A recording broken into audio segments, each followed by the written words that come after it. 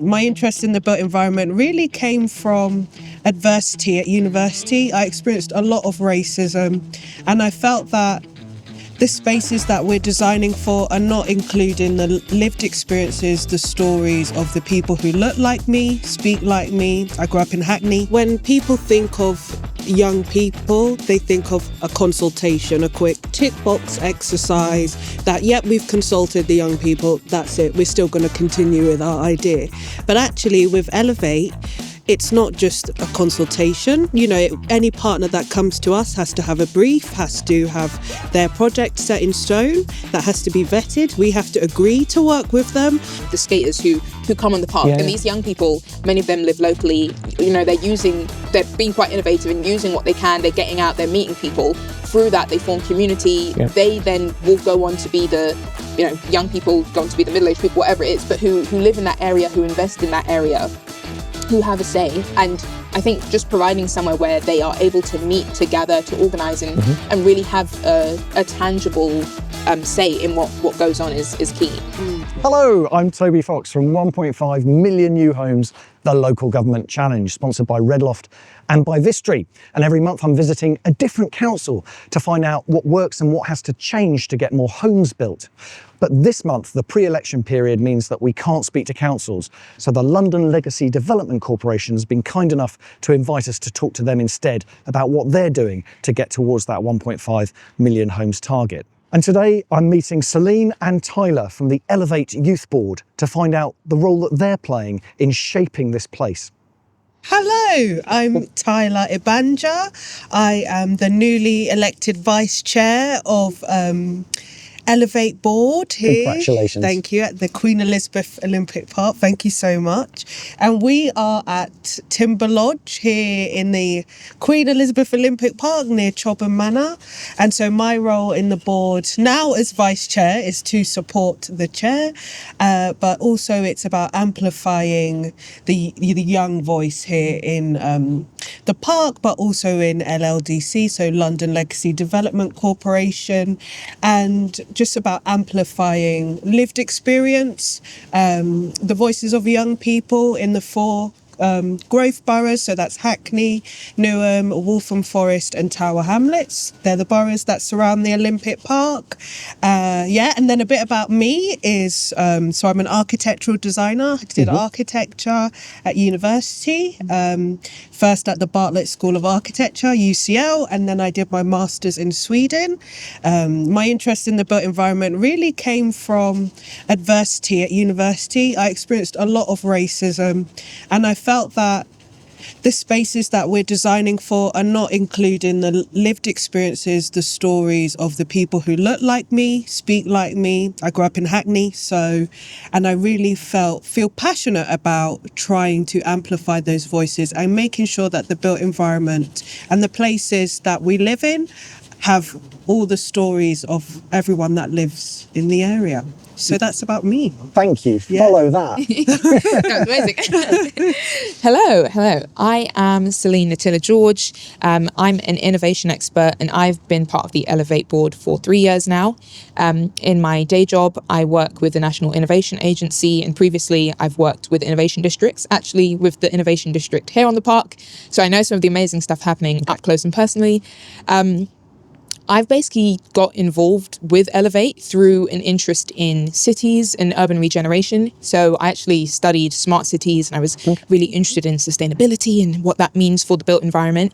And specifically kind of thinking about how regeneration and cultural transformation can be a catalyst for like positive prosperity. Because I think sometimes we speak about growth and, you know, the economic growth of it all, but what does that mean for people on the ground, for communities living in those environments?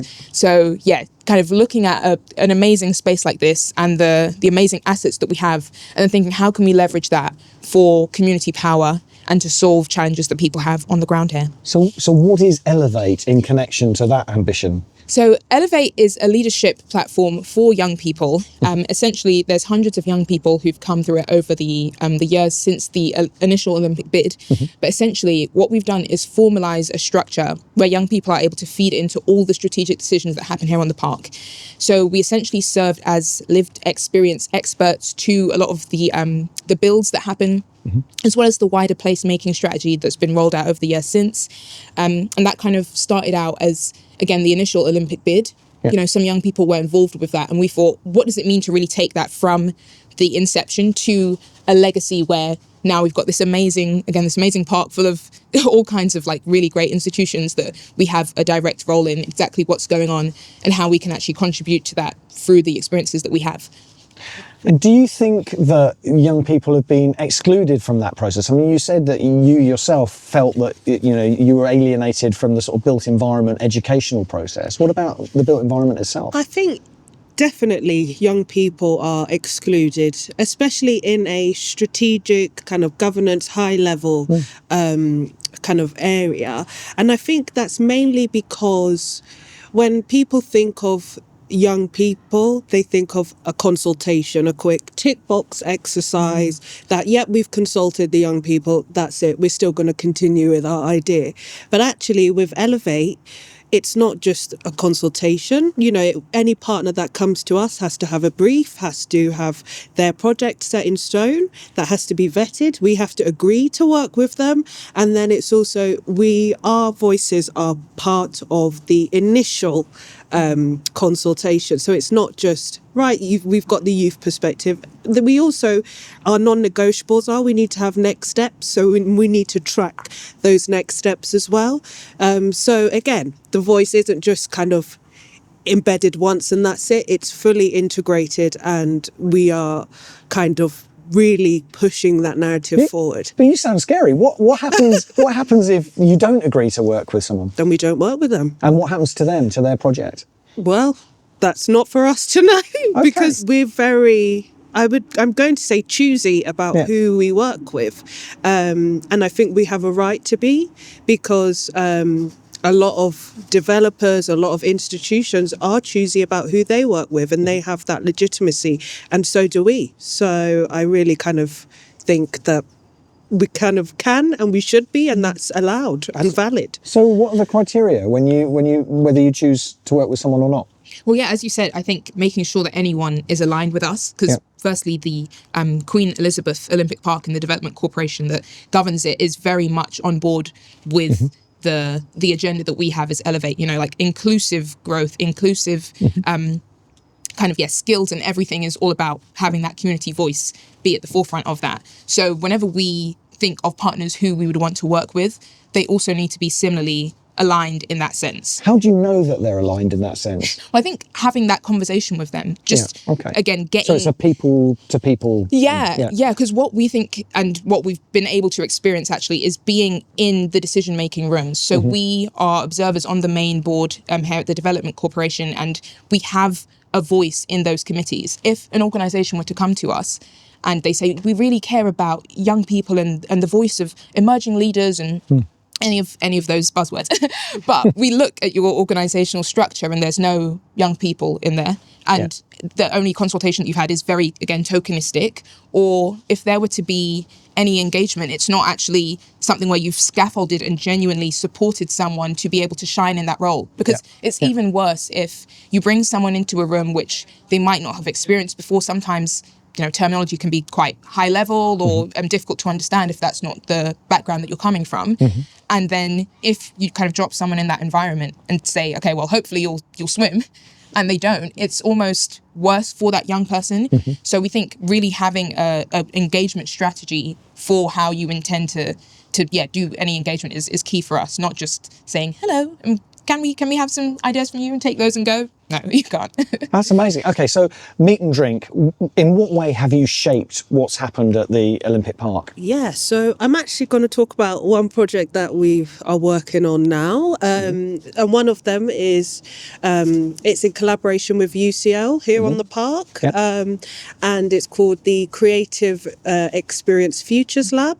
And the brief of that project was to tackle some of the issues that the corporation are facing in terms of belonging, health and well-being, circular economy, and we met a few people, kind of partners on the park. We had a workshop session and came up with a few ideas on how that could be solved in a way, or begin to solve that problem. And then those ideas can then be, we can then apply for a 10K grant from UCL. So the team that I'm on, our project was about working with the skating community here on the park. There's been a lot of tension. As in between roller skating? Roller Yeah, yeah. skating, they use the park Okay. all the time. And they keep bumping into people and scaring people. And, there's been a lot of tensions, shall we say, between that community, the general public, the corporation. And so our project is about working directly with them, using like advanced creative technology, so like motion capture, 3D scanning, and then also working with local partners like maybe Sadler's Wells, a local dance company here on the park as well, Alexander Whitley Dance Company, and showcasing roller skating as a performance and celebrating how that activation of the space creates culture and it creates a buzz. And actually we should celebrate the young people that have come here and activated the park. So that's one of the projects, and we've won the 10K funding. Yay. So that's one of the projects we're currently working on. We've also worked on some projects with V&A East in the Storehouse, the David Bowie exhibition they have there. We consulted on that about kind of David. Who is that old guy? Who's David Bowie?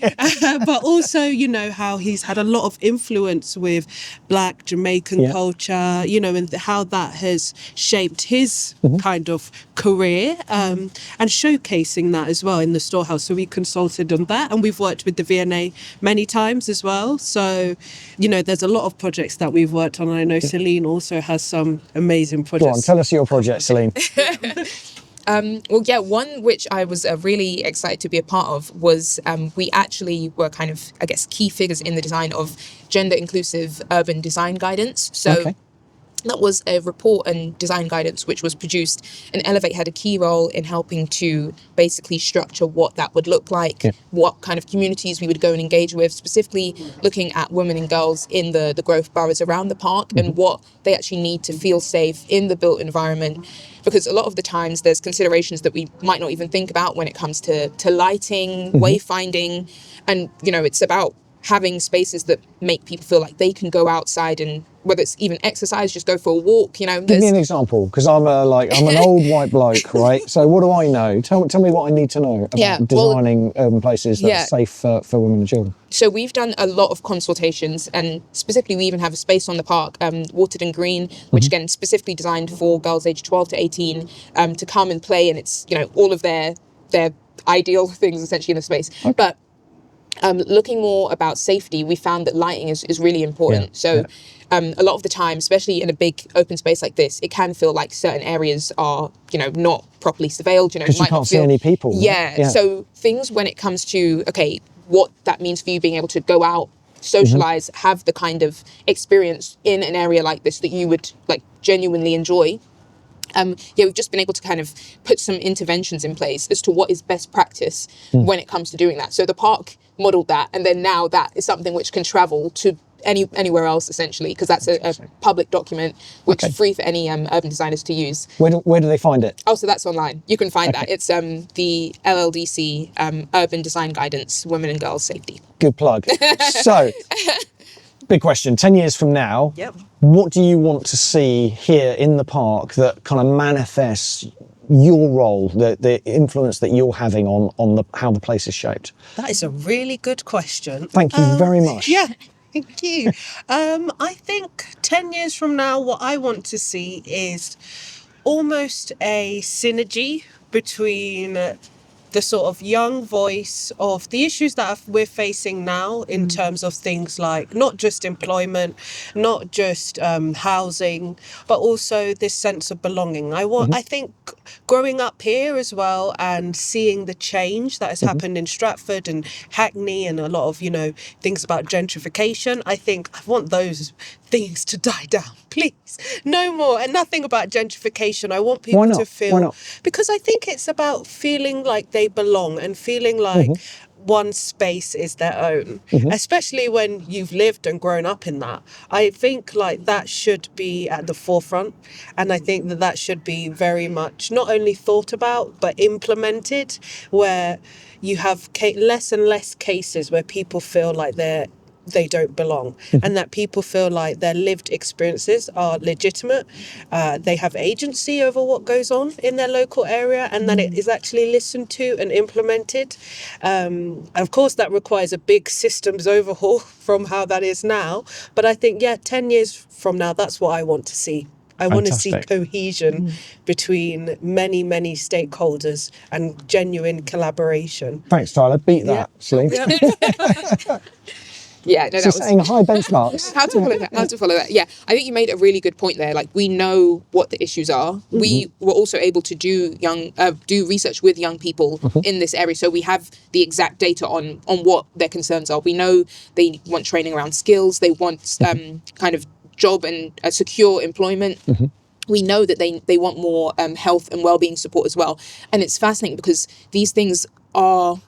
I don't want to say like mental health is always downstream from a wider, economic context, but we know how, reduction of third spaces or community hubs, community infrastructure like that would then influence how people feel about their space and their environment. So it's like when we have a role that we can play in that, in providing some of those key community infrastructures on the park here, or even further afield, that's amazing. So when you talk about third spaces and community infrastructure, describe the sort of place that you're talking about that you want to see here. Because there are developers that might be watching this that say, aha, right, we'll put that into our plan. You never know. Yeah, because I think, again, it's, as you said, like the longer term view. So obviously you mentioned the skaters who come on the park, and these young people, many of them live locally, they're being quite innovative and using what they can. They're getting out, they're meeting people. Through that, they form community. They then will go on to be the, young people go on to be the middle-aged people, whatever it is, but who live in that area, who invest in that area, who have a say. And I think just providing somewhere where they are able to meet together, to organise and really have a tangible say in what goes on is key. So last question, if somebody somewhere else is watching this and say, actually, we need an Elevate Youth Board in our regeneration area in wherever it might be, what's your advice to them? One piece of advice to them when they're going about setting that up to make sure it's successful? Always start with the young people. It shouldn't be something where they're brought in at the end to say, okay, we've built this model. Now let us know if you want to be part of it. No, like that build should be co-designed from the very start. And that's something that we've been like really passionate about and fortunate to be able to experience, where every single element is something that we came up with ourselves. So we know that this is what is wanted. We have the data to back that up. And then it's like we're able to build on that rather than kind of being brought in at the end. Makes sense. Tyler? Yeah. I'd also just say about the recruitment process and actually what kind of young people you want to kind of get involved. And I think to start, there needs to be diversity, not just skin colour, but also diversity of thought, diversity of background, diversity of schooling, all of these things really kind of needs to be at the forefront. Because if you have the same group of people, the same outcome will happen. Whereas actually, there needs to be multiple ideas, multiple thoughts to really shape. Sometimes we disagree in our board meetings. Yeah, definitely. Someone's devil's advocate, usually me. But I think that's what's important, because it then challenges us to think creatively, challenges, projects to be a bit more creative. And I think so that real diversity and that challenging definitely needs to be kind of at the forefront as well, right from the very beginning. Fantastic, Yeah. good advice. Well, I feel that I'm in danger of killing off half of the Elevate Youth Board by giving you all pneumonia for sitting out here. So we'll call it a day there. But thank you so much, Nithila and Celine, for your role in 1.5 million new homes. Thank you so much, and thank you for the invite. Absolute pleasure. And that's it for another episode of 1.5 Million New Homes, the local government challenge, sponsored by Redloft and by Vistry. But we are going to be back with more from the London Legacy Development Corporation. So like and subscribe and don't miss those episodes. Look forward to seeing you.